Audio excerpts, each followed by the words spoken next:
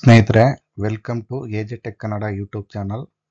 ಇವತ್ತಿನ ವಿಷಯ ಏನಂದರೆ, ನಿಮ್ಮದು ಏನಾದರೂ ಪಿ ಎಮ್ ಕಿಸಾನ್ನ ಅಮೌಂಟು ಈ ನಡುವೆ ಮಧ್ಯೆಯಲ್ಲಿ ಸ್ಟಾಪ್ ಆಗಿದ್ದರೆ ಅದನ್ನು ಯಾವ ರೀತಿ ಮತ್ತೆ ಅಮೌಂಟ್ ಬರೋದು ರೀತಿ ಮಾಡ್ಕೊಳ್ಳೋದು, ಮತ್ತು ಇಲ್ಲಿ ತನಕ ಎಲ್ಲ ಪೇಮೆಂಟು ಕರೆಕ್ಟಾಗಿ ಬಂದಿದೆಯಾ ಅಂತ ಸ್ಟೇಟಸ್ನ ಯಾವ ರೀತಿ ಚೆಕ್ ಮಾಡೋದು ಅನ್ನೋದ್ರ ಬಗ್ಗೆ ಈ ವಿಡಿಯೋದಲ್ಲಿ ತಿಳ್ಕೊಳ್ಳೋಣ ಬನ್ನಿ. ಸ್ನೇಹಿತರೆ, ಫಸ್ಟ್ ಬಾರಿ ನೀವು ಏನಾದರೂ ನಮ್ಮ ಚಾನಲ್ ನೋಡ್ತೀರಿ, ದಯವಿಟ್ಟು ಸಬ್ಸ್ಕ್ರೈಬ್ ಮಾಡ್ಕೊಳ್ಳಿ. ಇನ್ನೂ ಹೆಚ್ಚೆಚ್ಚಿನ ಇನ್ಫಾರ್ಮೇಟಿವ್ ವಿಡಿಯೋಗಳನ್ನ ಮಾಡ್ತಾ ಇರ್ತೀನಿ, ಮುಂದೆ ನಿಮಗೆ ಅದು ಅನುಕೂಲ ಆಗುತ್ತೆ. ಸ್ನೇಹಿತರೆ, ನೀವು ಗೂಗಲ್ ಕ್ರೋಮ್ಗೆ ಬಂದು ಅಲ್ಲಿ ಸರ್ಚ್ ಬಾರಲ್ಲಿ ಪಿ ಎಮ್ ಕಿಸಾನ್ ಅಂತ ಟೈಪ್ ಮಾಡಿದ್ರೆ ಫಸ್ಟ್ ಆಪ್ಷನ್ ಬರುತ್ತೆ. ಆ ಫಸ್ಟ್ ಆಪ್ಷನ್ನ ಕ್ಲಿಕ್ ಮಾಡಿದ್ರೆ ನೆಕ್ಸ್ಟ್ ಪೇಜು ಓಪನ್ ಆಗುತ್ತೆ. ಲೋಡ್ ಆಗ್ತಾಯಿದೆ, ಸ್ವಲ್ಪ ವೆಯ್ಟ್ ಮಾಡಿ. ನೋಡಿ, ನೆಕ್ಸ್ಟ್ ಪೇಜ್ ಈ ಥರ ಓಪನ್ ಅಪ್ ಆಯಿತು. ಓಪನ್ ಆದಮೇಲೆ ಒಂದು ಪಾಪಪ್ ಈ ಥರ ಬರುತ್ತೆ, ಅದನ್ನು ಅನ್ಟಿಕ್ ಮಾಡಿ. ನಂತರ ಈ ಥರ P M Kisan home page ಕಾಣುತ್ತೆ. ಈ ಥರ ಸ್ಕ್ರೋಲ್ ಮಾಡಿ ನೋಡಿದ್ರೆ KYC ಮಾಡ್ಬೋದು, ಮತ್ತು ನ್ಯೂ ರಿಜಿಸ್ಟ್ರೇಷನ್ ಮಾಡ್ಬೋದು, ಮತ್ತು ಸ್ಟೇಟಸ್ ಕೂಡ ಚೆಕ್ ಮಾಡ್ಬೋದು. ನಾವೀಗ ಬರೀ ಸ್ಟೇಟಸನ್ನು ಚೆಕ್ ಮಾಡೋಣ. ಸ್ಟೇಟಸ್ ಚೆಕ್ ಮಾಡಬೇಕು ಅಂದರೆ ನಿಮಗೆ ಫಸ್ಟು ನಿಮ್ಮದು ID ಗೊತ್ತಿರಬೇಕು. ನಿಮ್ಗೆ ಏನಾದರೂ ರಿಜಿಸ್ಟ್ರೇಷನ್ ID ಗೊತ್ತಿಲ್ಲ ಅಂತ ಅಂದರೆ ನೀವು ಎರಡು ಟೈಪಲ್ಲೇ ರಿಜಿಸ್ಟರ್ ID ಪತ್ತೆ ಮಾಡ್ಕೋಬೋದು. ನೀವು ಫೋನ್ ನಂಬರ್ ಮುಖಾಂತರ ಮತ್ತು ಆಧಾರ್ ನಂಬರ್ ಮುಖಾಂತರ. ನಾನಿವಾಗ ಆಧಾರ್ ನಂಬರ್ನ ಹಾಕಿ ಐಡಿನ ಪತ್ತೆ ಮಾಡ್ತಾಯಿದ್ದೀವಿ.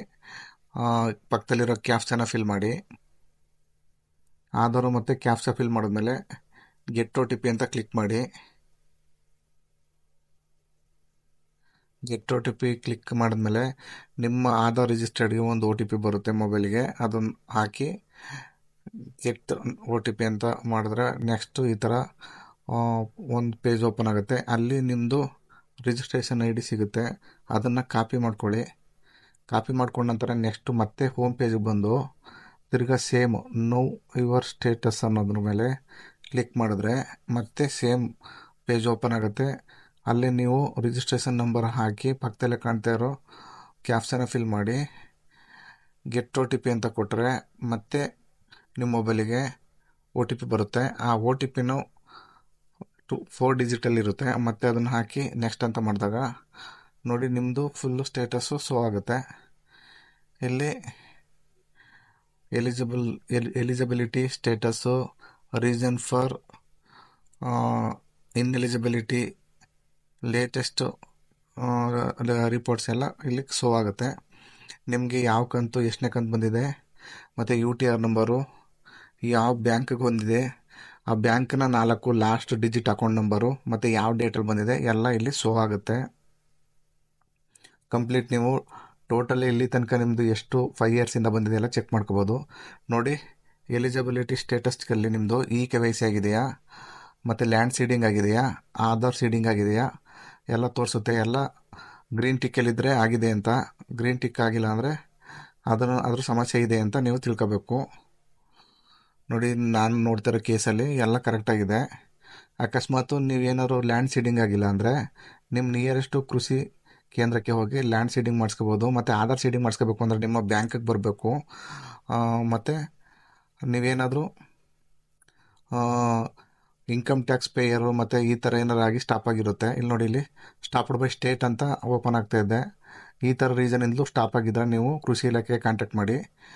ಸ್ಟಾಪ್ಡ್ ಬೈ ಸ್ಟೇಟು ಅಂತ ಒಂದು ರೀಸನ್ ಸ್ಟಾರ್ಟ್ ಆಗುತ್ತೆ. ಇನ್ಎಲಿಜಿಬಿಲಿಟಿ ಸ್ಟೇಟಸಲ್ಲಿ ಯುವರ್ ಇನ್ಕಮ್ ಟ್ಯಾಕ್ಸ್ ಪೇಯರ್ ಅಂತ ಬರುತ್ತೆ. ನೀವೇನಾದರೂ ಆಫೀಸರ್ ಆಗಿದ್ಕೊಂಡು ನಿಮ್ಮ ಹತ್ರ ಏನಾದರೂ ಭೂಮಿ ಇದ್ದು ನೀವೇನಾದರೂ PM ಕಿಸಾನ್ಗೆ ಅರ್ಜಿ ಹಾಕಿ ನಿಮ್ಗೆ ಅಮೌಂಟ್ ಬರ್ತಾಯಿದ್ರೆ ಅದು ನೀವೇನಾದ್ರು ಇನ್ಕಮ್ ಟ್ಯಾಕ್ಸ್ ಕಟ್ತಾಯಿದ್ರೆ ಅದು ಕಂಡಿಡ್ಕೊಳ್ಳುತ್ತೆ. ಅದನ್ನ ಆಟೋಮೆಟಿಕ್ಕಾಗಿ ನಿಮ್ಮ ಆಧಾರ್ ಕಾರ್ಡಿಂದ ಅದು ರಿಪೋರ್ಟ್ ಹೋಗಿ ನಿಮಗೆ PM ಕಿಸಾನ್ ಅಮೌಂಟು ಬರೋದು ಸ್ಟಾಪ್ ಆಗುತ್ತೆ. ಮತ್ತು ಬಂದಿರೋದನ್ನು ಕೂಡ ರೀಫಂಡ್ ಮಾಡಲಿಕ್ಕೆ ಆಪ್ಷನ್ ಕೂಡ ಬಿಟ್ಟಿದ್ದಾರೆ. ಅದಿಷ್ಟು ಸ್ನೇಹಿತರೆ PM ಕಿಸಾನ್ ಸ್ಟೇಟಸ್ ಬಗ್ಗೆ. ವಿಡಿಯೋ ಇಷ್ಟ ಆಗಿದ್ರೆ ದಯವಿಟ್ಟು ಲೈಕ್ ಮಾಡಿ, ಶೇರ್ ಮಾಡಿ. ನಮಸ್ಕಾರ ಸ್ನೇಹಿತರೆ.